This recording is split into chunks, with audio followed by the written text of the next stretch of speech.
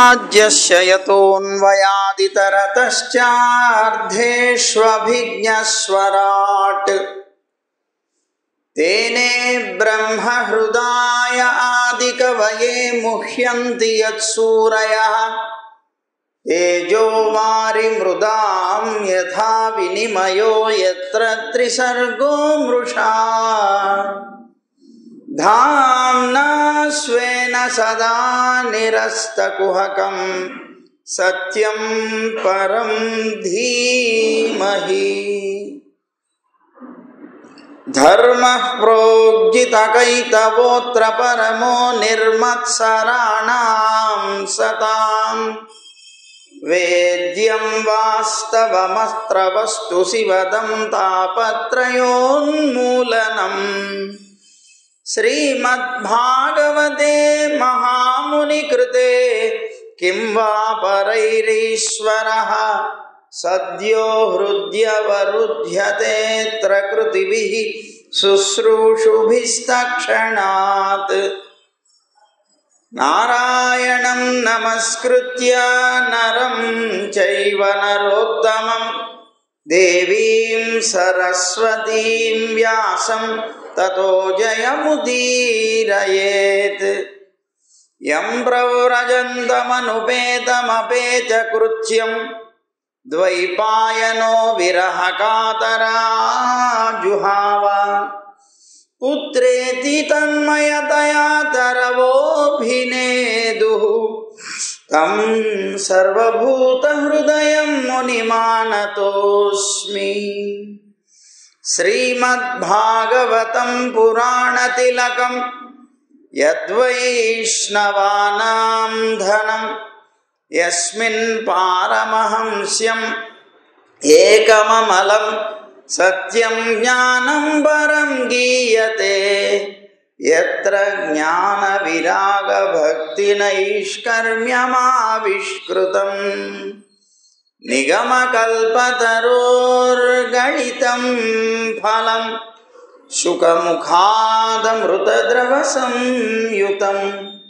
పిబత భాగవతం రసమాలయం ముహురహో రసికా భువి భావుకాః. జ్ఞానానందమయం దేవం నిర్మలస్ఫటికాకృతిం ఆధారం సర్వవిద్యానాం హయగ్రీవముపాస్మహే. శ్రీరంగసింహగిరిదేశికపాదసేవా ప్రాప్తాఖిల ద్రవిడవేదరహస్య జాతం శ్రీగౌతమాన్వయజమాశ్రితభాగధేయం గోపాలదేశికమహం శరణం ప్రపద్యే. సంసారసాగరే మగ్నం దీనం మాం కరుణానిధే. కర్మమోహగృహీతాంగం మాముద్ధర భవార్ణవాత్.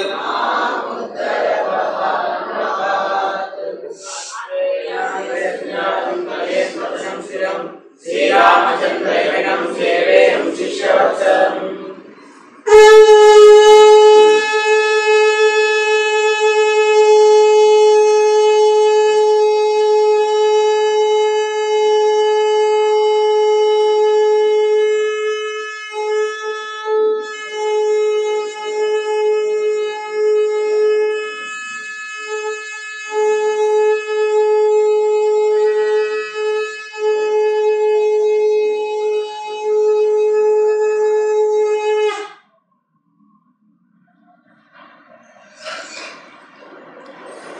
జై గోవింద.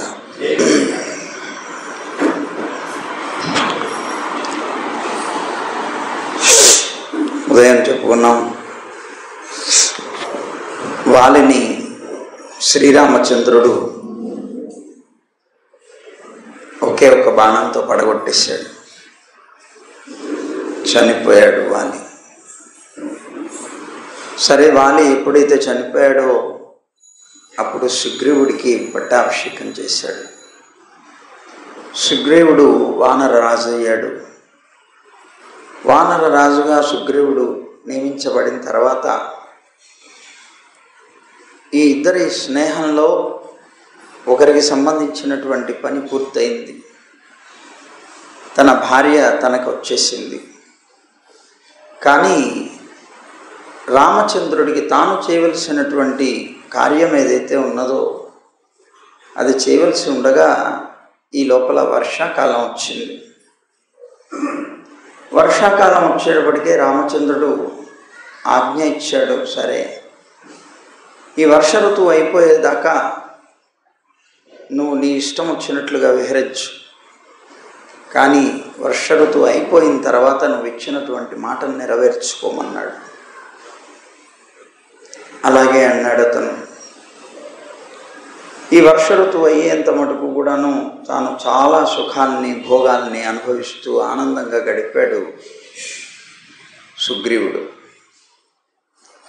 అలా సుగ్రీవుడు గడుపుతూ ఉండగా తనకి కాలం గుర్తుకి రాలేదు.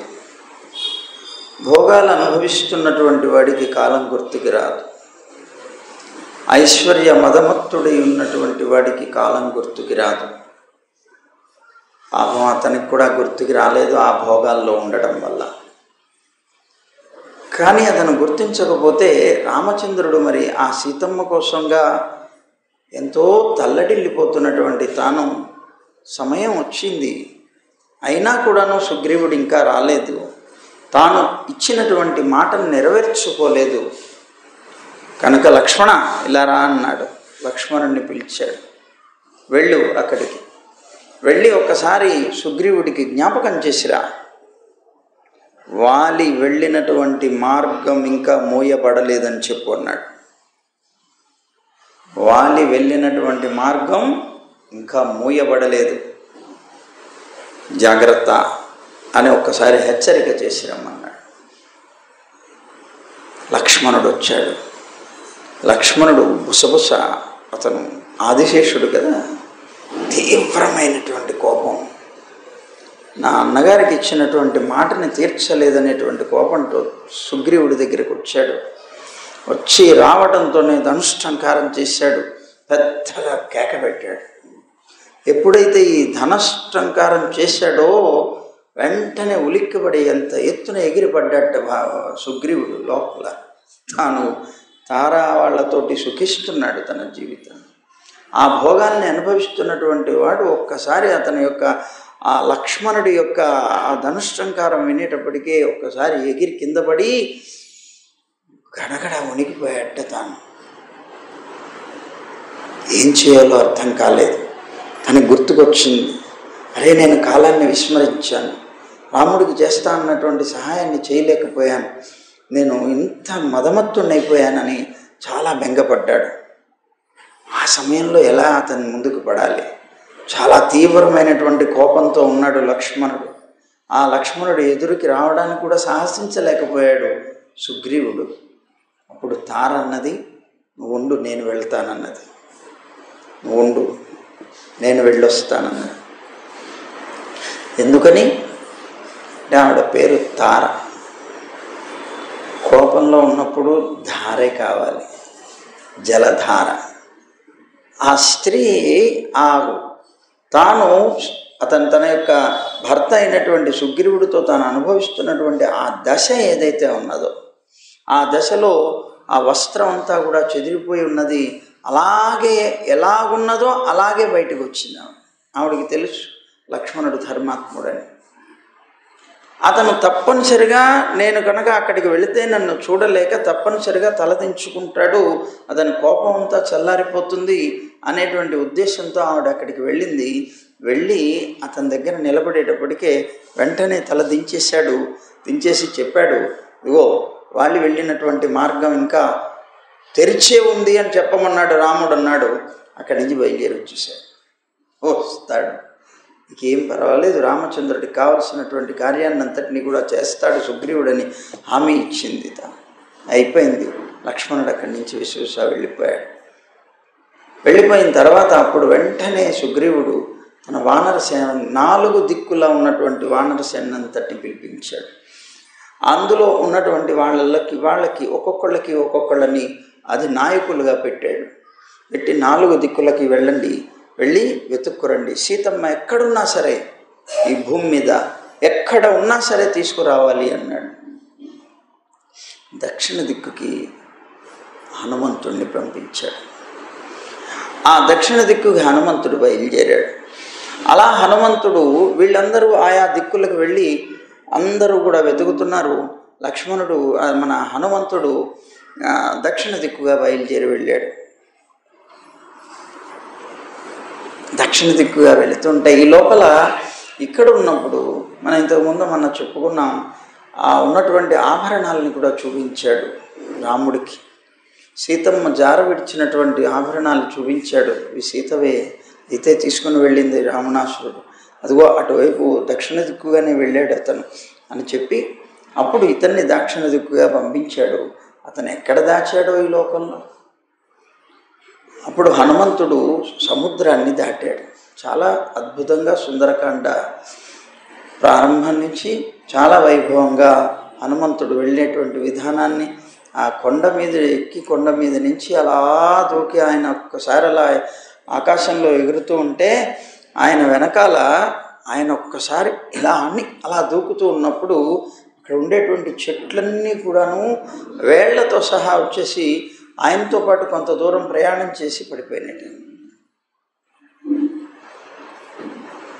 అవన్నీ ఎవరో వచ్చినటువంటి అతిథిని కొంత దూరం దాకా వెళ్ళి సాగనంపి వెనక్కి తిరిగి వచ్చేవాళ్ళలాగా ఇదిగో అలా వెళ్ళాయి. సరే, అక్కడి నుంచి ఆయన బయలుదేరి వెళ్ళాడు, సాగరాన్ని దాటాడు. అక్కడ ఉన్నటువంటి సీతమ్మని వెతుకుతూ వెతుకుతూ వెళ్ళాడు. అక్కడ చాలామంది స్త్రీలు కనిపించారు. సీత ఎలా ఉంటుందో ఈయనకి తెలియదు, సీతమ్మ ఎలా గుర్తించాలో తెలియలేదు. అయినప్పటికీ రాముడిచ్చినటువంటి అంగుళీకాన్ని జాగ్రత్తగా పెట్టుకొని బయలుదేరాడు. అలా వెళుతూ ఉన్నటువంటి హనుమంతుడు అక్కడికి వెళ్ళిన తర్వాత రావణాసురుడి యొక్క ఆ అభ్యంతర మందిరాలు ఏవైతే ఉంటాయో ఆ మందిరాల్లో బాగా తాగి మత్తెక్కి పడున్నటువంటి స్త్రీలని కొన్ని 100 మందిని చూశాడు. ఆ ఉన్నటువంటి వాళ్ళని చూస్తూ తాను అనేక రకాలుగా తర్కించుకున్నాడు. ఇదంతా చెప్పాలంటే సమయం పడుతుంది కనుక మనం క్లుప్తంగా చెప్పుకుంటూ వెళదాం. తర్కించుకున్నాడు. వీళ్ళేనా, ఈవిడ సీతమ్మ అయి ఉండొచ్చా, ఈవిడ సీతమ్మ, చీచి సీత ఎలా ఉంటుంది, రాముడి కోసంగా ప్రాణాన్ని వదలగలిగేటువంటి ఆమె, రాముడి కోసం ఎదురు చూస్తూ ఉండేటువంటి విరహంతో దుఃఖిస్తుండేటువంటి ఆమె ఇలా సుఖిస్తూ భోగిస్తూ ఉండేటువంటి స్థితి కాదు, ఈమె సీత కాదనుకున్నాడు. అనుకుంటూ వెతుకుతూ ఉంటే అశోక వాటికలో కనిపించింది. ఆ అశోక వాటికలో తాను వెళ్ళి అశోక వృక్షం మీద చిన్న స్వరూపాన్ని, అంటే ఆ మరుగుజ్జు రూపాన్ని పొంది అక్కడ ఉన్నాడు పైన. సరిగ్గా ఆ సమయంలో రావణాసురుడు వచ్చాడు అక్కడికి. సీతమ్మ దగ్గరకు వచ్చి సీతమ్మ దగ్గరికి రాకపోతుంటే సీతమ్మ ఒక గడ్డి పరక అడ్డుగా వేసింది. గడ్డి పరక అడ్డు వేసి, ఈ గడ్డి పరక దాటి వచ్చావంటే నీ తల బొక్కలైపోతుంది అన్నది. జాగ్రత్త అని హెచ్చరిక ఇచ్చింది. సరే, మొత్తం మీద అక్కడ సంభాషణ జరిగింది. నువ్వు లొంగమన్నాడు, కానీ నేను మాత్రం ఎటువంటి పరిస్థితుల్లో లొంగే ప్రశ్నే లేదన్నది. అలా అంటూ నా రాముడు నా కోసం వస్తాడు అని ధైర్యంతో కూర్చున్నది అక్కడ. అయితే ఇతను అన్నాడు, నువ్వు కనుక నీకు ఒక 1 నెల రోజులు, మాసం రోజులు మాత్రం నీకు గడువు ఇస్తున్నాను, నువ్వు అంగీకరించావా సరే, లేకపోతే ఈ చుట్టూ ఉన్నటువంటి రాక్షస మూక ఎవరైతే ఉన్నారో వాళ్ళందరూ నిన్ను వండుకొని తినేస్తారన్నాడు. అనేసి భయపెట్టాడు, అనేక రకాలుగా ఉద్యోగించాడు, ఎన్నో చేశాడు. కానీ సీతమ్మ మాత్రం తన యొక్క స్థితి నుంచి తాను జారలేదు, అలాగే ఉన్నది, వెళ్ళిపోయాడు. ఇవన్నీ విన్నాడు పైనున్నటువంటి హనుమంతుడు. ఒక్కసారి తాను దిగి వచ్చాడు. వచ్చి రాగానే చూసి ఆశ్చర్యపోయింది. వీళ్ళందరూ కూడాను వాళ్ళ దీనికోసం వెళ్ళారు. అక్కడ ఎవరు లేరు, సీతమ్మ ఒక్కతుంది. ఆ సమయం చూసుకొని వచ్చాడు. వచ్చి నమస్కారం చేశాడు. పైన ముందుగా రాముడి యొక్క గానం చేశాడు, రామ చరిత్రను గానం చేశాడు. సీతమ్మకి అర్థం కాలేదు. ఈ లంకలో రామచంద్రుడి యొక్క నా రాముడి యొక్క కీర్తన చేసేవాళ్ళు ఎవరు అనుకున్నది. అనుకుంటూ ఉండగానే ఇతను దిగాడు. చూసింది, కానీ తను ఎంత మాయ అనుకున్నది. రావణాసురుడు నన్ను వశం చేసుకోవటం కోసం నా రాముడి యొక్క గానం చేసి నన్ను ఇలా మభ్యపెట్టాలని ప్రయత్నం చేస్తున్నాడు అనుకున్నది హనుమంతుడిని ముందు నమ్మలేదు. కానీ అప్పుడు తాను తనని పరిచయం చేసుకున్నాడు. అమ్మా, నేను రాముడి నుంచి వచ్చిన దూతని, రామదూతని నేను. అంటే నువ్వు రామదూతం అని నాకెలా విశ్వాసం అన్నది తాను. నాకెలా విశ్వాసం అంటే, ఇదిగో రామచంద్రుడు నీకు ఇచ్చినటువంటి అంగుళీయకం ఇది అన్నాడు.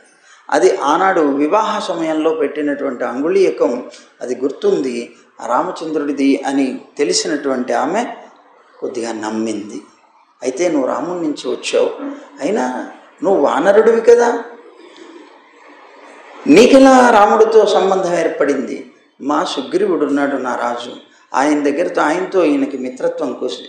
అరే, సుగ్రీవుడు వానరరాజు అంటున్నావు, వానరులతో నరులకి ఎలాగయ్యా సంబంధం అన్నది. అంటే అప్పుడు చెప్పాడు మొత్తం అంతా. విని సరే అంగీకరించింది. మంచిది, చాలా సంతోషం. అయితే నువ్వు రాముడి దగ్గర నుంచి నా సమాచారాన్ని అందించడం కోసం వచ్చావు రామదూతగా, నాకు చాలా సంతోషం అన్నది అని చెప్పమన్నది. ఇక్కడ ఉన్నాను లేను అంటే హనుమంతుడు అన్నాడు, అమ్మా మరి నేను అక్కడికి వెళ్ళినప్పుడు నిన్నే చూశాను అని ఆయనకి చెప్పాలంటే నాకు ఏదో గుర్తుండాలి కదా. నువ్వు ఆ అంగుళీకాన్ని చూసి గుర్తుపెట్టావు నేను రాముడి దాసుని. కానీ నేను అక్కడికి వెళ్ళిన తర్వాత నేను సీతను చూసి వచ్చాను అంటే సీతమ్మగా నిన్ను గుర్తించడానికి ఏదైనా ఒక గుర్తుండాలి కదా. అంటే తన యొక్క చూడామణినిచ్చింది ఆమె. చూడామణినిచ్చి ఇది ఇవ్వు అన్నది. ఇంకా కొన్ని చెప్పింది, గుర్తులు కూడా చెప్పింది. సరే, మొత్తం మీద వెళ్ళాడు హనుమంతుడు. అక్కడి నుంచి బయలుదేరాడు. వెళ్తూ అన్నాడు, అమ్మా నీకు ఈ కష్టాలన్నీ ఎందుకు? అనవసరంగా ఇంత కష్టపడవలసిన అవసరం ఏంటి? ఇక్కడ నువ్వు ఉండవలసిన అవసరం లేకుండా నీ కష్టాన్నంతటినీ నేను తీర్చేస్తానన్నాడు. ఎలాగన్నది, నేను తీసుకెళ్తాను నిన్ను అన్నాడు. నేను అంత పెద్ద సముద్రాన్ని దాటి వచ్చాను, అదే సముద్రాన్ని మళ్ళీ నేను దాటి వెళ్ళగలను కనుక ఆ దాటి వెళ్ళేటప్పుడు నిన్ను తీసుకుని వెళ్ళిపోతాను. నవ్వింది అమ్మ. నువ్వు ఇంత మరుగుజ్జుగా ఉన్నావు, నువ్వు నన్ను తీసుకుని వెళుతావు, నువ్వు సముద్రాన్ని దాటుతావు అన్నది. అంటే అమ్మ నా రూపాన్ని చూడు అని ఒక్కసారి తన యొక్క విశ్వరూపాన్ని చూపించాడు. తనకు పెద్ద శరీరాన్ని చూపించాడు. అమ్మ అన్నది, నాకు నమ్మకం ఉన్నది, నువ్వు తీసుకుని వెళుతావు, కానీ నేను రాలేనన్నది. ఎందుకని అంటే తపస్య అనుపాలనాత్ అన్నది. నేను శరణాగతి దీక్షలో ఉన్నానయ్యా, నేను తపస్సులో ఉన్నాను, నేను తపస్సులో ఉన్నాను కనుక నేను నీతో రాలేను అన్నది. ఇక్కడ ఒక రహస్యం ఉంది. సరే, మొత్తం మీద ఆవిడ చెప్పింది నేను రాలేనని. ఈయన సరే అన్నాడు, బయలుదేరి వెళ్ళాడు. అయితే ఒక చిన్న సందేహం అమ్మా అన్నాడు. ఏమిటన్నది, నువ్వు ఇప్పుడు రాలేనంటున్నావు, మరి నీకు 1 మాసం రోజుల్లో అతను ఒకవేళ రాముణ్ణి తీసుకురావటం నాకు ఆలస్యం అయిందనుకో, ఇంత పెద్ద సముద్రం ఉంది, సముద్రాన్ని దాటి రాముడు రావాలి, నేను వెళ్ళాలి, చెప్పాలి, అక్కడి నుంచి బయలుదేరి రావాలి. వచ్చేది రాముడు ఒక్కడే రావడానికి లేదు, పెద్ద సైన్యంతో సహా రావాలి. ఎందుకంటే లంక మీద దాడికి రావాలి అంటే కొంతకాలం పట్టచ్చు. మరి నీకు సమయం లేదు. ఇక్కడ రావణాసురుడు చెప్పాడు, 1 మాసంలో నువ్వు కనుక అంగీకరించకపోతే ఈ ఉన్నటువంటి వీళ్ళందరూ నిన్ను వండుకొని తినేస్తారన్నాడు. సీతమ్మ అన్నది, నేను చనిపోయినా పర్వాలేదు, నేను నా రాముడి యొక్క అనుగ్రహంతోనే ఈ లంక నుంచి బయటపడాలి, ఆయనే నన్ను రక్షించాలి. అందుకే మన పెద్దలు అంటారు కదా, నేను నమ్మిన నా దైవం అసమర్థుడు కాడు అనేటువంటి విశ్వాసం ఉండాలి. సీతమ్మ అది చూపించింది ఇక్కడ. నేను నమ్మిన నా దైవం అసమర్థుడు కాడు కనుక నాకు ఆ విశ్వాసం ఉంది. రాముడు వస్తాడు, నన్ను తీసుకుని వెళతాడు కనుక నేను మాత్రం ఎటువంటి పరిస్థితుల్లో రానన్నది. వెళ్ళిపోయాడు. తాను వెళ్ళిన తర్వాత అక్కడికి వెళ్ళి తాను ఈ వార్త వానరులందరికీ చెప్పేటప్పటికే వానరులందరూ పరమానంద భరితులైపోయారు. సీతమ్మను చూసి వచ్చాడు హనుమంతుడు, మధువనంలో అంతా కూడా రచ్చ చేసి పెట్టేశాడు. సుగ్రీవుడికి తెలిసింది, మధువనం అంతా కూడాను రచ్చ చేస్తున్నారు, వీళ్ళకింత ధైర్యం ఎక్కడి నుంచి వచ్చింది అనుకున్నాడు. వానరులందరూ కూడా సుగ్రీవాజ్ఞ అంటే అబ్బో చాలా భయంకరంగా ఉంది. అంతటి గొప్ప ఆజ్ఞని మీరి వీళ్ళందరూ ఎలా ప్రవర్తిస్తున్నారు అంటే తప్పనిసరిగా సీతమ్మని చూసి వచ్చి ఉంటాడు హనుమంతుడు అనుకున్నాడు.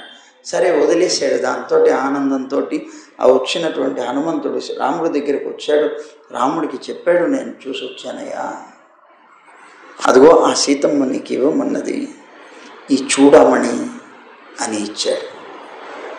ఎంత పొంగిపోయాడు రామచంద్రుడు. కళ్ళ వెంబడలా ధారాపాతంగా నీరు కారుస్తూ, బా హనుమా ఎంత అద్భుతమైనటువంటి సహకారం చేసావయ్యా, నీకు నేను ఏమిస్తే నా రుణం తీరుతుంది నాకు అర్థం కావట్లేదు అన్నాడు. అనుకొని గట్టిగా ఆలింగనం చేసుకున్నాడు. ఇంతకన్నా గొప్ప వరం నీకేం నేను ఇవ్వలేకపోతున్నాను అన్నాడు. ఆలింగనం చేసుకున్నాడు హనుమంతుడిని చాలా ప్రేమతోటి. అలా హనుమంతుడు ఆయన చేత గౌరవింపబడ్డాడు. అందులో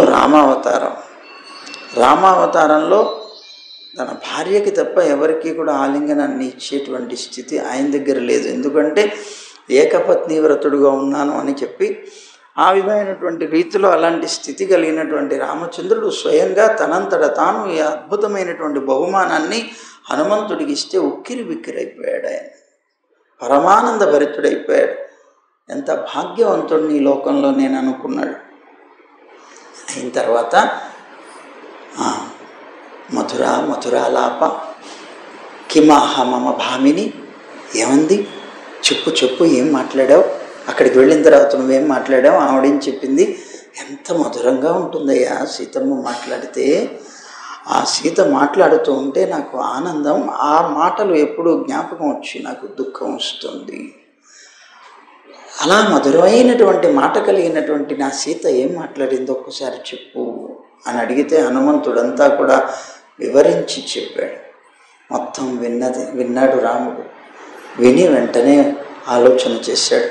సుగ్రీవుడు అన్నాడు, సరే దీనికి మనం తప్పనిసరిగా ఒక ఇది చేస్తానన్నాడు అని వానరులందరినీ కూడా ఎక్కడ ఉన్నటువంటి వానరులందరూ ఇక్కడికి రావాలని ఆజ్ఞ ఇచ్చాడు. దాంతో 4 దిక్కుల నుంచి కూడాను కోట్ల మంది వానరులు వచ్చారు. ఎంత బలం కలిగినటువంటి వాళ్ళు, విపరీతమైనటువంటి బలం కలిగినటువంటి వానర మూక అంతా కూడా వచ్చి చేరింది. వాళ్ళందరూ అరణ్యాల్లో ఉన్నారు. ఆ అరణ్యాల్లో ఉన్నటువంటి ఫలాలు మొదలైనటువంటివి తింటూ భక్షిస్తూ అక్కడ ఉన్నారు. వాళ్ళందరికీ సమావేశమైంది. అందరం కలిసి వెళ్ళాలి, ఆ రావణుని జయించాలి, ఆ లంకాపట్నం మీద దాడికి వెళ్ళాలి అని చెప్పాడు. దాంతో అందరూ కలిసి బయలుదేరారు. రాముడు, లక్ష్మణుడు, దాంతో సుగ్రీవుడు, ఇంకా జాంబవంతుడు అందరూ కూడా బయలుదేరారు. అలా బయలుదేరి ఆ వనాల్లో వెళుతూ ఉన్నారు నడిచి. అలా వెళ్ళిన తర్వాత దగ్గర ఇంకా సముద్రానికి తీర ప్రాంతానికి చేరారు. అక్కడ ఉన్నారు. అక్కడ అందరూ సమావేశం అయ్యారు. అక్కడ ఉన్నటువంటి వానర ప్రముఖులైనటువంటి వాళ్ళు కూర్చున్నారు. రాముడు ఉన్నాడు, అక్కడ హనుమంతుడు ఉన్నాడు. అందరూ ఉండగా విభీషణుడు లంకలో రాముడితో కొద్దిగా విభేదించాడు. సీతమ్మని నువ్వు అపహరించుకొని వచ్చావు, ఇది నీకు ధర్మం కాదన్నాడు. నువ్వు చేసినటువంటి అధర్మ కార్యానికి నువ్వొక్కడివే కాదయా, నీ వంశం అంతా కూడా నాశనం అయిపోతుంది. ఆ వంశంలో ఉన్నటువంటి మాకందరికీ కూడా మూడుతున్నది. నిన్ను ఆశ్రయించి ఇంకా బతికినట్లయితే తప్పనిసరిగా మేమందరం రాముడి చేతిలో తప్పనిసరిగా చనిపోవాల్సి వస్తుంది అని విభీషణుడు అతనితో విభేదించాడు. ఇప్పుడైనా సరే రాముడి యొక్క పరాక్రమాన్ని తెలుసుకో. 14,000 మంది రాక్షసుల్ని, ఖరదూషణాది రాక్షసులు సామాన్యులు కాదు, అలాంటి వాళ్ళని ఒక్కడు చంపాడయ్యా. నువ్వు విన్నావు, అదిగో ఆ మారీచుడు చెప్పింది. మారీచుడు ఎంత మాయలు కలిగినటువంటి వాడు, ఎంత బలవంతులైనటువంటి రాక్షసులు. అలాంటి వాడు ఒక్క దెబ్బకి వెళ్ళి అతను కుటీరం వేసుకొని తపస్సు చేసుకునేటువంటి స్థితి కలిగింది అంటే రాముడి యొక్క ఎన్ని రకాలుగా నువ్వు చూసినా రాముడి యొక్క బలాన్ని నీకు కూడా అది చావు మూడేలాగా ఉన్నది. నీకొక్కడికే కాదు, రాక్షస వంశానికి అంతటికీ వచ్చేలాగా ఉంది. నీ మూర్ఖత్వాన్ని వదిలిపెట్టేయి, నువ్వు సీతమ్మని తీసుకొని వెళ్ళి రాముడికి ఒప్పగించేయి అని అనేక రకాలుగా చెప్పాడు విభీషణుడు. కానీ వినలేదు రావణాసురుడు వినలేదు. అతనికి అహంకారం. ఆ కామం అనేటువంటిది పట్టినప్పుడు వచ్చేటువంటి అహంకారం చేత నేను అంగీకరించనన్నాడు. అంగీకరించకపోగా నువ్వు నాకు తమ్ముడు అయి ఉండి నాకు విరుద్ధంగా మాట్లాడుతున్నావు కనుక ఇక్కడి నుంచి నిన్ను గెంటేస్తున్నాను, వెళ్ళిపోమన్నాడు. ఉన్న పాళంగా విభీషణుడు ఒక 4 మంత్రులతో పాటుగా లేచి అలాగే వచ్చేసాడు. సముద్రాన్ని దాటాడు, ఈ ఒడ్డుకు వచ్చాడు. ఈ ఒడ్డులో ఉన్నటువంటి రామచంద్రుడు సభ తీరి ఉండగా ఆకాశంలో నిలబడ్డాడు. నిలబడి నమస్కరిస్తుంటే అక్కడ ఉన్నటువంటి వాళ్ళందరూ, వానరులందరూ చూశారు. ఇదిగో వచ్చాడు విభీషణుడని గుర్తించారు. తను రావణాసురుడి సోదరుడు అన్నారు. అంటే అవును, నేను రావణాసురుడి యొక్క సోదరుడిని. మరి ఎందుకు వచ్చావు ఇక్కడికి? గూఢచారిగా వచ్చారు, మన బలమంతా చూడ్డానికి అన్నాడు. అంటే రాముడు అన్నాడు, ఎందుకు వచ్చాడో అసలు ముందు విచారించండి అన్నాడు. అప్పుడు అడిగితే అతను అన్నాడు, నేను రాముడిని శరణాగతి చేయటానికి వచ్చానన్నాడు. నా సర్వత్వాన్ని కూడా నువ్వు త్యజించేసి వచ్చానన్నాడు. నాకున్నటువంటి నా భార్య, నా ఆస్తులు పాస్తులు, నా రాజ్యం గట్రా అన్ని సుఖాలన్నీ కూడా నువ్వు త్యజించేసి రాఘవం శరణంగత, రామచంద్రుడిని శరణాగతి చేస్తున్నాను, నేను అందుకోసం వచ్చాను ఇక్కడికి అన్నాడు. నా అన్న అధర్మపరుడు, నేను ఆ అన్న ఇద్దరం ఒకే గర్భంలో జన్మించాం. కానీ నాకు మాత్రం అతను చేసేటువంటిది నచ్చలేదు. ఆ అధర్మాన్ని వ్యతిరేకించినందుకు గాను అతను నన్ను గెంటేశాడు. నేను ఇక్కడికి వచ్చాను, రామచంద్రుడిని శరణాగతి చేస్తున్నాను అంటే అక్కడ ఉన్నటువంటి వానర ప్రముఖులు ఎవ్వరూ అంగీకరించలేదు. అతను వచ్చింది శత్రుపక్షం నుంచి, శరణాగతి చేస్తున్నానంటే నమ్మేసి మన పక్షంలో చేర్చుకుంటే మన దగ్గర ఉన్నటువంటి రహస్యాలన్నీ కూడాను అతను తీసుకుని వెళ్ళడా, గూఢచారిగా వచ్చాడేమో ఎవరికి తెలుసు అన్నాడు. అంగీకరించలేదు. రాముడు అందరినీ అడిగాడు, మీ ఉద్దేశ్యం, మీ ఉద్దేశ్యం, మీ ఉద్దేశ్యం. ఎవ్వరు ఒప్పుకోలేదు. ఒక్క హనుమంతుడు మాత్రం మిగిలాడు. చివరికి హనుమంతుడిని అడిగాడు, ఏమయ్యా నీ అభిప్రాయం ఏమిటన్నాడు. అంటే హనుమంతుడు అన్నాడు, నా అభిప్రాయం అయితే శరణాగతి చేసినటువంటి వాడిని వదలకూడదు అన్నాడు. శరణాగతుడైనటువంటి వాడిని వదలటం ధర్మం కాదు. వాడు శత్రుపక్షంలో నుంచి వచ్చిన వాడైనా, సాక్షాత్తు శత్రువు అయినా సరే వదలడానికి అవకాశం లేదన్నాడు. ఇది నా అభిప్రాయం అన్నాడు. రాముడికి చాలా సంతోషం ఇస్తుంది. ఎందుకంటే తన అభిప్రాయం కూడా అదే. ఇంతమంది ఉన్నారు, వీళ్ళందరూ వ్యతిరేకిస్తున్నారు. తన అభిప్రాయంతో ఒక్కడైనా సరే ఏకీభవిస్తే దానికి నేను గట్టిగా స్థాపించవచ్చు అనుకుంటున్నాడు. ఈ లోపల ఒక్క హనుమంతుడు మాత్రం రాముడి యొక్క హృదయాన్ని ఎరిగి ధర్మం తెలిసినటువంటి వ్యక్తిగా అతను ఈ ధర్మం విషయాన్ని చెప్తే అంగీకరించి, అవును నిజం, నువ్వు చెప్పింది యథార్థం అన్నాడు. నువ్వు చెప్పింది యథార్థం అన్నాడు. అని అక్కడ ఒక చిన్న కథ కూడా చెప్తాడు శరణాగతుడైనటువంటి వాళ్ళ గురించి. ఏం కథ చెప్పాడు? పావురాల కథలు చెప్పాడు. 2 కపోతాలు ఉన్నాయి, ఒక చెట్టు మీద నివసిస్తున్నాయి, చాలా ఆనందంగా సుఖంగా జీవిస్తున్నాయి. అలా జీవిస్తున్నటువంటి ఆ కపోతాలలో ఒక కపోతాన్ని మన తనుండే ఆ పక్షులు కొట్టేటువంటి వ్యక్తి వచ్చి ఆ కిరాతకుడు బాణంతో కొట్టేశాడు. అది గిలగిలా కొట్టుకుంటూ కింద పడిపోయింది, చనిపోయింది. చనిపోయిన తర్వాత అది తీసుకొని బుట్టలో వేసుకొని వెళుతున్నాడు. అతను వెళుతూ ఉంటే ఇది ఎగిరిపోయింది ఒక పక్షి. కానీ ఇతను వెళ్ళిపోతూ ఉండగా అదొక దైవ సంఘటనలాగా పెద్ద గాలి దుమారం వచ్చింది, బ్రహ్మాండమైనటువంటి వర్షం వచ్చింది.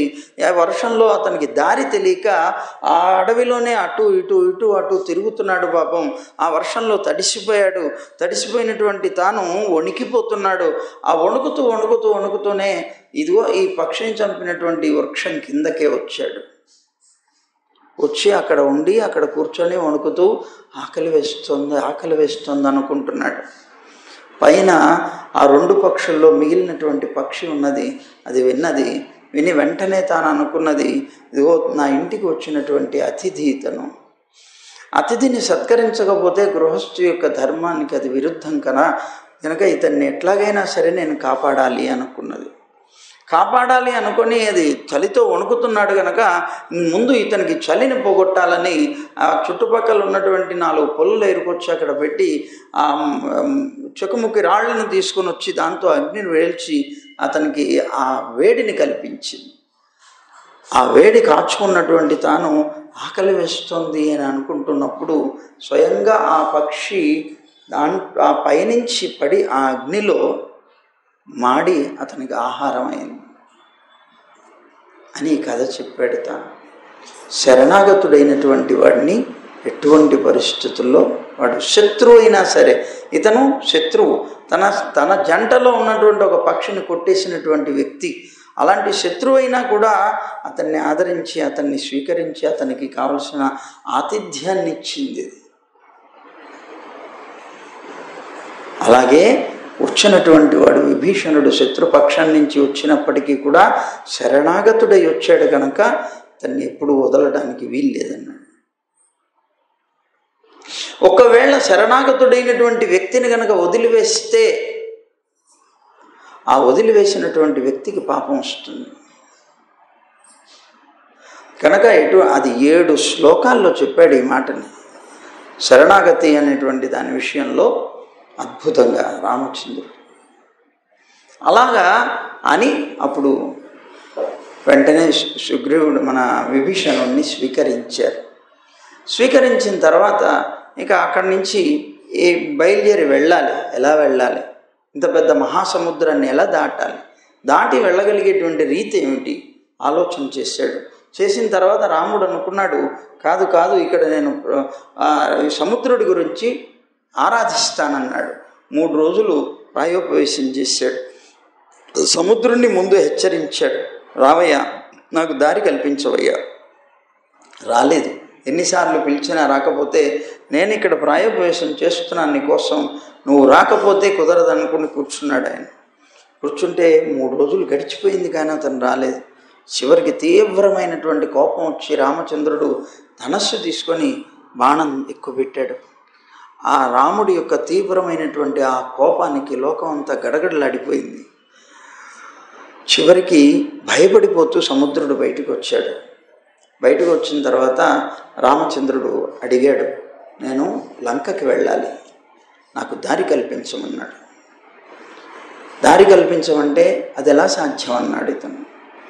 నువ్వే కదా లోకంలో ఒక మర్యాదను సృష్టించావు రామా, మరి ఆ మర్యాదని నేనెలా భంగపరచమంటావు?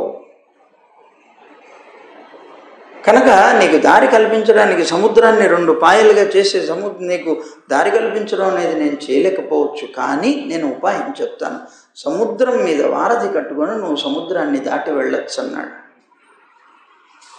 అది ఎలా సాధ్యం అంటే, నీలోనే ఉన్నారు, నీ సైన్యంలోనే ఉన్నారు, నీలుడని ఉన్నాడు, మహానుభావులు, వాళ్ళందరూ కూడా అద్భుతమైనటువంటి శక్తి సంపన్నులు ఇలాంటి విషయాల్లో.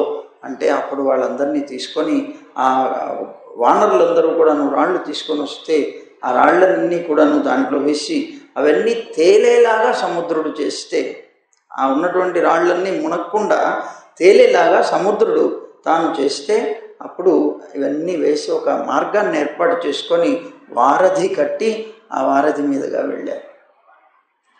లంకకి చేరారు. సైన్యం అంతా కూడా చేరింది.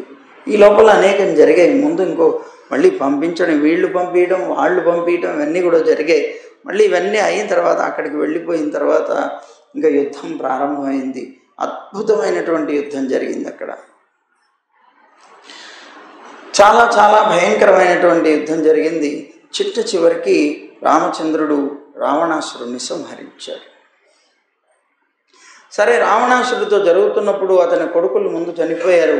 వీళ్ళందరూ చనిపోయిన తర్వాత కుంభకర్ణుడిని లేపాడు. కుంభకర్ణుడని తన యొక్క సోదరుడు ఉన్నాడు, అతను నిద్రలో ఉన్నాడు. ఆ నిద్రలో ఉన్నటువంటి అతన్ని నిద్ర లేపాడు. అతను నిద్ర లేపడం అంటే చాలా కష్టసాధ్యమైనటువంటి, అందువల్ల చెవుల దగ్గర పెద్ద పెద్ద బాంబులు పెట్టారు, అనేక రకాల ఏనుగుల చేత తొక్కించారు, ఎన్నెన్నో చేశారు. ఎవరైనా అలా ఘనంగా నిద్రపోతూ ఉంటే కుంభకర్ణుడిలాగా పడుకున్నవరా అంటుంటారు చూడండి. అందుకే నేను 6 నెలలు నిద్ర, 6 నెలలు మేల్కొని ఉండేటువంటి జాగ్రత్త అవస్థ వరం ఉన్నది భగవంతుడు. ఆ వరాన్ని కోరుకున్నాడు.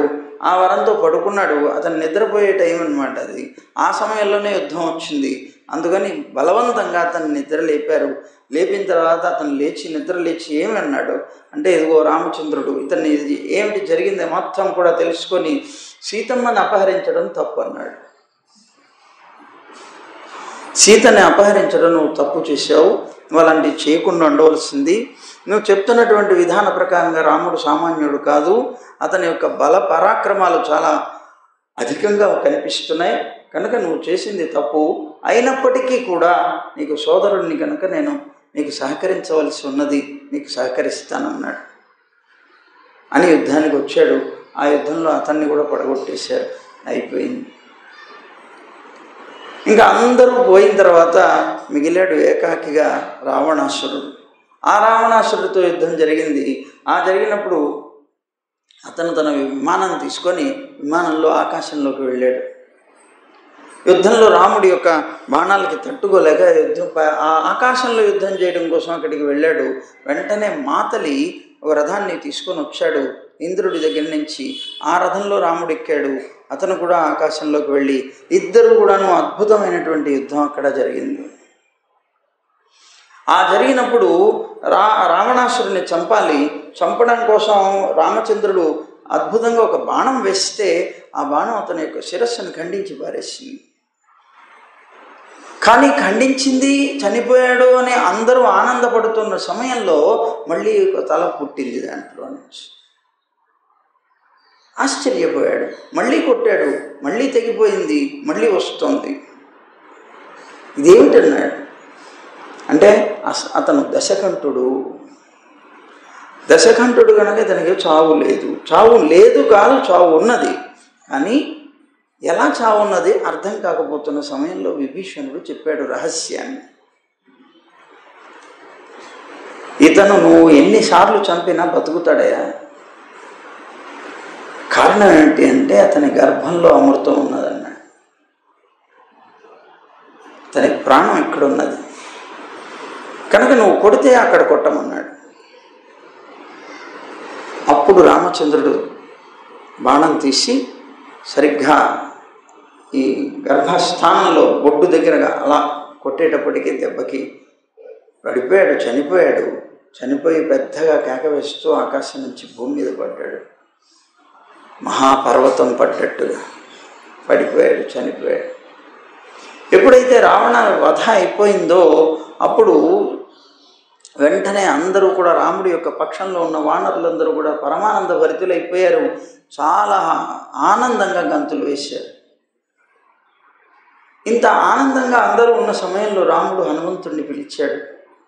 హనుమా లేరా, వెళ్ళు, సీత దగ్గరికి వెళ్ళి ఇక నువ్వు నీ సొంత ఇంట్లో ఉన్నట్లుగా సుఖంగా ఉండవచ్చు, వెళ్ళిరా, అది చెప్పిరా అన్నాడు. సీతమ్మకి ఇక నీ సొంత ఇంట్లో ఉన్నట్లుగా నువ్వు ఆనందంగా ఉండవచ్చు అని చెప్పి రమ్మన్నాడు. అంటే అర్థం ఏంటి, లంక ఈయన స్వాధీనం అయిపోయింది. రావణాసురుడు ఎప్పుడైతే చనిపోయాడో రాముడి యొక్క స్వాధీనం అయిపోయింది లంక ఎప్పుడైతే అయిపోయిందో తన సొంత ఇల్లే కదా మరి. కనుక నీకు బెంగలేదు, రాముడు వచ్చాడు, రావణాసురుని సంహరించాడు, ఈ లంకాపట్నం నీదే అయింది, ఇంకా ఇబ్బంది లేదు, సుఖంగా బతకమని చెప్పిరాపో అన్నాడు. హనుమంతుడు వచ్చాడు, సీతమ్మ దగ్గరకు వచ్చి సీతమ్మ దగ్గర విన్నపం చేశాడమ్మా, నేను మళ్ళీ వచ్చాను, రాముణ్ణి తీసుకొని వచ్చాను. ఆ రాముడికి రావణాసురుడికి యుద్ధం జరిగిందమ్మా. ఆ యుద్ధం జరిగిన దాంట్లో రావణాసురుడు చనిపోయాడు. ఈ సొంత ఇంట్లో నువ్వు ఉన్నట్లుగా నువ్వు సుఖించవచ్చు అని రాముడు నీతో చెప్పమన్నాడన్న అని హనుమంతుడు అనేటప్పటికీ సీతమ్మ నోట మాట రాలేదు. అలా నిశ్చేష్టురాలైపోయి అలా చూస్తూ ఉండిపోయింది. హనుమంతుడు, అమ్మా ఏమిటిది, ఎలా ఉన్నావు, నీకు చెప్పింది ఆనందకరమైనటువంటి వార్త. నీకు ఏ రాముడైతే రావాలని ఎదురు చూసావో ఆ రాముడే స్వయంగా వచ్చి రావణాసురుడిని సంహరించాడు, నిన్ను తీసుకుని వెళ్ళడానికి సిద్ధంగా ఉన్నాడమ్మా. ఇంక నువ్వు ఆనందించవలసిన దానివి మాట లేదేమిటి నీ నోట్లో నుంచి, ఆశ్చర్యపోతున్నావేమిటన్నాడు. అంటే అప్పుడు అన్నదమ్మా, హనుమా నువ్వు చేసిన ఇంత మహోపకారానికి నేను నీ రుణం ఎలా తీర్చుకోనయ్యా అన్నది. నీ రుణం ఎలా తీర్చుకోవాలో ఆలోచిస్తున్నాను, నేను ఎలా తీర్చుకోగలను అన్నది. అని నీకు ఏదైనా వరం ఇస్తాను కోరుకోమన్నది. అంటే హనుమంతుడు అన్నాడు, అమ్మ నేను బ్రహ్మచారిని, నాకేం వరాలు కావాలి?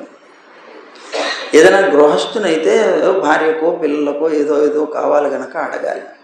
నేను బ్రహ్మచారిని, నాకేం కావాలి, నాకు వరం అక్కర్లేదన్నాడు. కాదయ్యా, నువ్వు చేసినటువంటి మహోపకారానికి తప్పనిసరిగా ఏదో ఒక వరం కోరుకోవాలి. అంటే అప్పుడు అన్నాడు, అమ్మ నువ్వు అంటున్నావు కదా, ఒక్క 5 నిమిషాలు నాకు సమయం ఇవ్వన్నాడు. దేనికి? వరం ఆలోచించుకోవడానికా? కాదు. మరి దేనికి అంటే, అమ్మ నేను ఇంతకు పూర్వం వచ్చినప్పుడు ఆ వృక్షం మీద నిలబడి చూశాను, నేను నిన్ను కాపలా కాస్తున్నటువంటి రాక్షసి మూక ఉన్నదే ఇదంతా కూడా నేను చిత్రహింసలు పెడుతూ ఉంటే, తర్జన భర్జనాలు అంటారు, అలా నిన్ను హింసలు పెడుతూ ఉంటే అది చూసి ఆనాడే వీళ్ళని చంపాలనుకున్నాను. నేను నా మనస్సులో అది ఉండిపోయింది. ఒక్క 5 నిమిషాల సమయం ఇస్తే నేను వీళ్ళందరినీ చంపేస్తాను. అంటే సీతమ్మ అన్నది, ఎందుకు నాయన వాళ్ళని చంపాలి? వాళ్ళు నీకు చేసిన అపకారానికి. వాళ్ళు నాకేం అపకారం చేయలేదే అన్నది. అదేంటమ్మా నిన్ను అంత చిత్రహింసలు పెట్టారు కదా వాళ్ళు. అవును నాయన, వాళ్ళ కర్తవ్యాన్ని వాళ్ళు నిర్వహించారు, వాళ్ళ దోషం ఏమిటన్నది. పాపానాం వా శుభానాం వా ఉదార్హానాం ప్లవంగమ కార్యం కరుణమార్యేన నకశ్చిన్నాపరాజ్యతి. లోకంలో అపకారం చేయని వాడెవరున్నాడు? దోషం చేయని వాడెవరున్నాడు? చూపించగలవా? వాళ్ళు చేసిన దాన్ని దోషం నువ్వు అంటున్నావు, కానీ నేను దోషం అనట్లేదన్నది. ఎందుకు కాదు? తన యజమాని అయినటువంటి రావణాసురుడి యొక్క ఆజ్ఞని పాటించారు. వాడు యజమాని యొక్క ఆజ్ఞని పాటించడం దాసుల యొక్క కర్తవ్యమా కాదా? వాళ్ళకి నా మీద ప్రత్యేకంగా ఏదో ద్వేషం ఉండి నన్ను చిత్రహింసలు పెట్టలేదు వాడు. చూడండి, అన్ని రకాల ఇబ్బందులు వాళ్ళ చేత పడి కూడా చివరికి అతన్ని కాదు వీళ్ళని సమర్థించింది, వీళ్ళని రక్షించింది తల్లి. వాళ్ళని చంపడానికి వీల్లేదన్నది. అలా హనుమంతుడితో వాదించి అతన్ని ఒప్పించి వాళ్ళందరినీ రక్షించి అమ్మ తన యొక్క పురుషకారత్వాన్ని నిలుపుకున్నది. ఇంత ఆశ్చర్యం చూడండి. అలా చేసింది. ఇక్కడ సంభాషణ అయిపోయింది. హనుమంతుడు వెళ్ళాడు. ఆ తర్వాత సీతమ్మని రామచంద్రుడు అగ్ని పరీక్షకి గురి చేశాడు. కారణం, తాను ఒక రాజు, ఒక ధర్మానికి కట్టుబడి జీవించవలసినటువంటి వ్యక్తి. ఒక రాజుగా ఉన్నప్పుడు ధర్మ పరిపాలన చేసేటువంటి వ్యక్తి తనకి సంబంధించినటువంటి వాళ్ళు అని తన బంధువర్గం ఎలా చేసినా సరే అంగీకరిస్తే అతను సరైనటువంటి రాజు కాదు, ధర్మ పరిపాలకుడు కాదు. దోషం ఎవరి దగ్గర ఉన్నప్పటికీ కూడా, స్వయంగా తన కుటుంబ వ్యక్తుల్లో ఉన్నప్పటికీ కూడా కాదు, తనకి తానుగా తన కూడా ఒక దోషైనా కూడా తప్పనిసరిగా శిక్ష వేసుకోవాలి. అప్పుడే అతను ధర్మపరుడు అవుతాడు. ఇంతకాలం రావణాసురుడి యొక్క చెరలో ఉన్నటువంటి సీతమ్మని అగ్ని పరీక్షకి గనక గురి చేయకుండా తీసుకుని వెళ్ళగలిగితే లోకం అంతా నిందిస్తుంది. ధర్మాత్ముడైనటువంటి రామచంద్రుడు ఇలా తీసుకొని వచ్చాడు అని. అందుకని అగ్ని పరీక్షకి. అయితే ఇక్కడ ఒక చిన్న ఇది జరిగింది. రాగానే ఎప్పుడైతే రావణాసురుని సంహరించాడో రామచంద్రుడు, వెంటనే సుగ్రీవుడు, విభీషణుడు వీళ్ళందరూ కూడా సీతమ్మ దగ్గరికి వచ్చి చెప్పి సీతమ్మని అలంకారాలు చేసుకోమన్నారు. అమ్మా రామచంద్రుడు వచ్చాడు, ఇంకా నువ్వు స్నానం చేసి అలంకారం చేసుకొని రమ్మన్నారు. వీళ్ళందరి యొక్క మాట చేత పాపం ఆవిడ అలాగే వచ్చింది. రాముడు చూసి అన్నాడు, వెంటనే అగ్ని పరీక్షకి సిద్ధం చేయమన్నాడు. అగ్ని పరీక్ష చేశారు. ఆ అగ్నిలోకి దిగింది సీతమ్మ. ఎప్పుడైతే అగ్నిలోకి దిగిందో జ్వాలలు రావాలి, అగ్ని ఆమెని దహింప చేయలేదు. అగ్ని సాక్షాత్తుగా అక్కడ సాక్షాత్కరించి రామా సీత పతివ్రత అన్నాడు. పతివ్రత అయినటువంటి సీతని నేను స్పృశించడానికి కూడా సాహసించలేనన్నాడు. అప్పుడు రామచంద్రుడు అంగీకరించి తాను తీసుకుని వెళతాడు. సరే అయిపోయింది, తీసుకుని అంతా అయిపోయిన తర్వాత ఇంకా అక్కడి నుంచి క్షణం కూడా అక్కడ ఉండడానికి వీల్లేదు. ఎప్పుడైతే ఈ కార్యం అయిపోయిందో వెంటనే వెళ్ళిపోవాలి. 14 సంవత్సరాలు దాటిపోతాను అంటే ఆ దగ్గరకు వచ్చేసింది. ఇంకా ఉన్నది 1 రోజు 2 రోజులు లోపే ఉన్నది. ఈ లోపు కనుక నేను వెళ్ళకపోతే భరతుడు ఒక నియమం పెట్టాడు. నువ్వు ఎప్పుడైతే అక్కడ అయిపోయి 14 సంవత్సరాలు అయిపోయినటువంటి మరునాడు నువ్వు కనుక అక్కడికి రాకపోతే, నీ రాజ్యాన్ని నువ్వు తీసుకోకపోతే నేను చనిపోతానన్నాడు. అందుకని పరుగులెత్తుకుంటూ రామచంద్రుడు రావాలి. ఎట్లా రావాలి? అంత దూరం నుంచి ఇంత దూరం ఎట్లా వస్తాడు? అప్పుడు విభీషణుణ్ణి అడిగి పుష్పక విమానం తీసుకున్నాడు. ఆ పుష్పక విమానాన్ని ఎక్కి వస్తూ వస్తూ సీతమ్మకి అన్నీ కూడా చూపించాడు.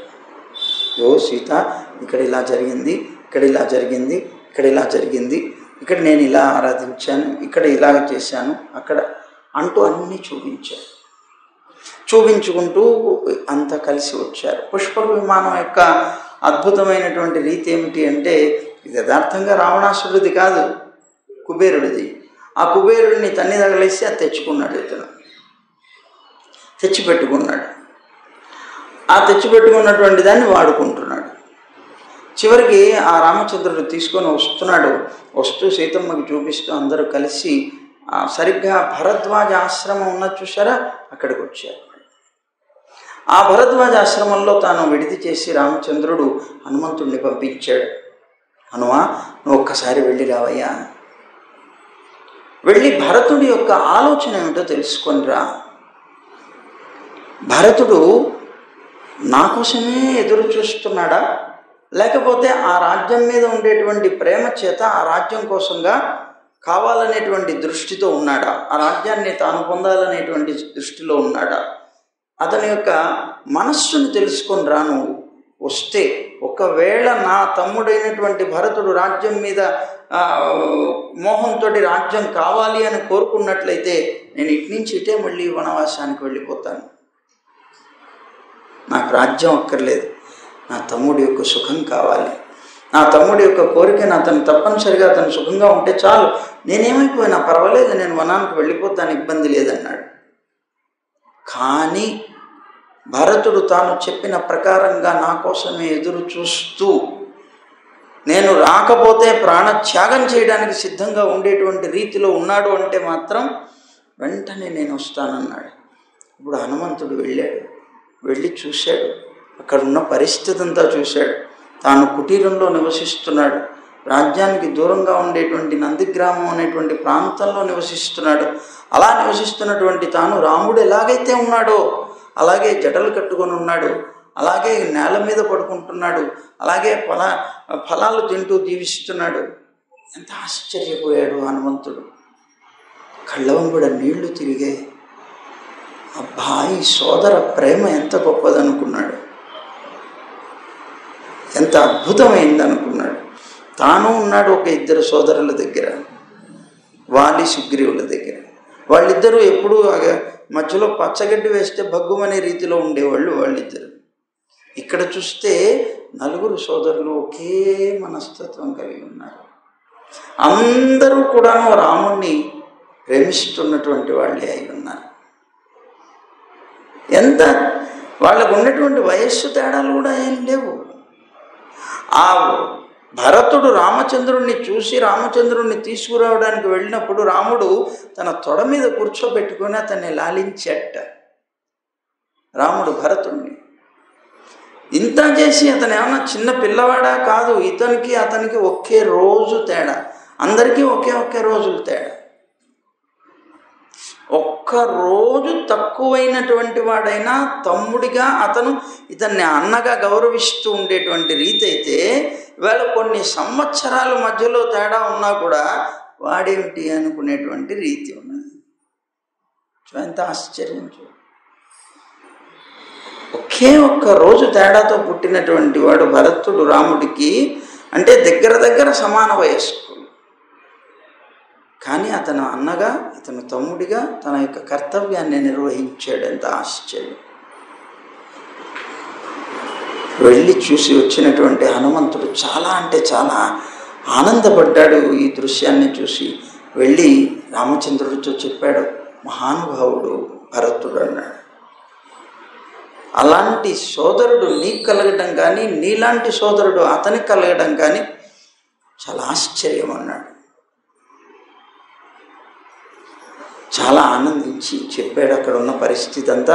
వెంటనే అక్కడ ఒక క్షణం కూడా ఆగలేదు రామచంద్రుడు, పరిగెట్టుకుంటూ వచ్చేసాడు.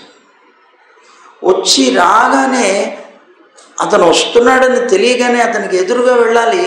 రామచంద్రుడి యొక్క పాదుకలు శిరస్సు మీద పెట్టుకొని ఎదురెళ్ళాడు భరతుడు. వెళ్ళి ఆ రామచంద్రుడికి పాదుకలు ఇచ్చి ఆయన తొడుక్కున్న తర్వాత ఆ రాముడిని తీసుకొని వచ్చాడు. ఆ రాముడికి తాను మళ్ళీ రాజ్యాన్ని ఉపయోగించాడు. రామా, నువ్వు వెళ్ళే సమయంలో ఇలా ఉంది రాజ్యం. సుమారు 10 రెట్లు పెంచాడు దాన్ని. 10 రెట్లు పెంచి రాజ్యాన్ని మళ్ళీ రాముడికి ఉపయోగించాడు. నీ రాజ్యం నువ్వు తీసుకో. నువ్వే కనుక ఒక్కరోజు ఆలస్యం చేసి ఉన్నా నా ప్రాణం పోయేదన్నాడు. నీకోసం తపిస్తున్నానయ్యా. నువ్వు ఎప్పుడొస్తావా ఎప్పుడొస్తావా ఎప్పుడొస్తావా అని ఎదురు చూస్తున్నానయ్యా. నా కోరికని మన్నించి నువ్వు అంత దూరం నుంచి ఇంత దూరం నా కోసం అని పరిగెట్టుకుంటూ వచ్చావని పరమానంద భరితుడైపోయి అతని పాదాలు పట్టుకొని సాష్టాంగ నమస్కారం చేస్తే రాముడు తీసుకొని తన యొక్క ఆలింగనం చేసుకొని ఇద్దరి యొక్క సోదర ప్రేమ అద్భుతం అనిపించింది.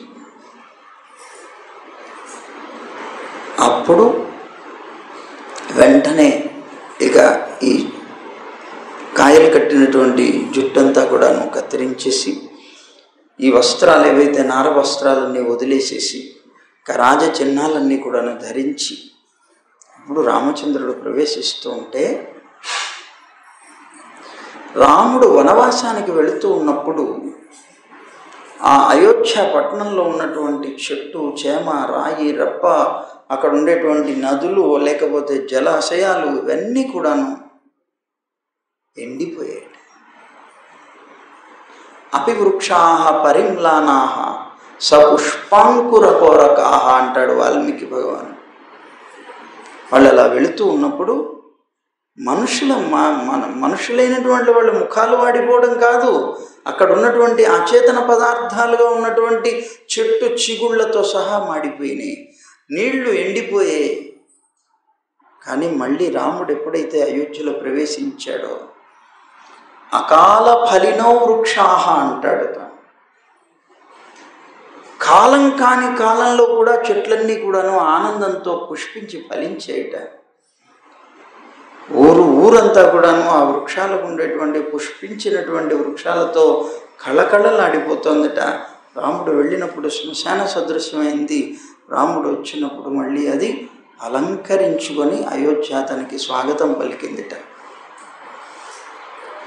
అలా శ్రీరామచంద్రుడు మళ్ళీ తన యొక్క రాజ్యంలోకి అడుగుపెట్టి పట్టాభిషిక్తుడయ్యాడు. అప్పుడు కావలసిన సముద్ర జలాలన్నీ తెచ్చారు, నదుల జలాలన్నీ తెచ్చారు. ఋషులైనటువంటి మహానుభావులందరూ కూడాను అతనికి కిరీట ధారణ చేసి అభిషేకం చేసి కిరీట ధారణ చేయించి అతన్ని పట్టాభిషిక్తుడిని చేశారు. అప్పుడు సీతమ్మ మహారాణి అయితే రాముడు మహారాజు అయి రాజ్యాన్ని 11,000 సంవత్సరాలు పరిపాలించారు. 11,000 సంవత్సరాలు రాజ్యాన్ని ఆనందంగా పరిపాలిస్తే ఆ ప్రజలందరూ పరమానంద భరితులయ్యారట. అట్లా రాముడి యొక్క చరిత్రలో రాముడు మళ్ళీ పట్టాభిషిక్తుడయ్యాడు అనేటువంటి ఘట్టంతో సర్వం శ్రీకృష్ణార్పణం. గోవింద జయ జయ గోపాల జయ జయ,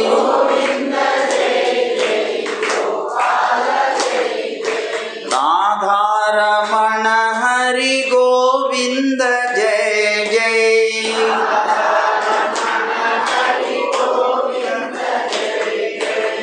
గోవింద జయ జయ గోపాల జయ జయ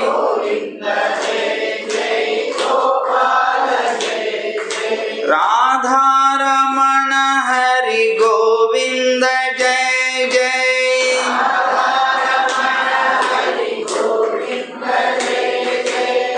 గోదారమణ హరి గోపాల జయ జయ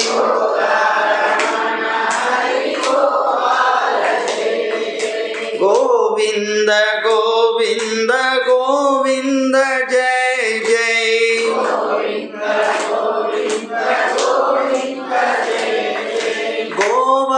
గోవర్ధనోద్ధార గోవింద జయ జయ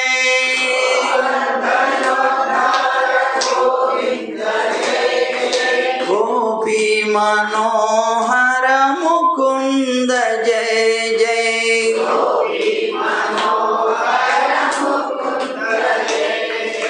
గోవింద గోవింద గోవింద జయ జయ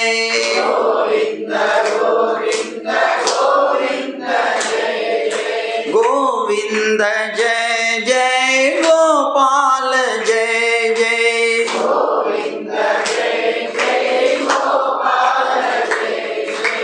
గోవింద జయ జయ గోపాల జయ జయ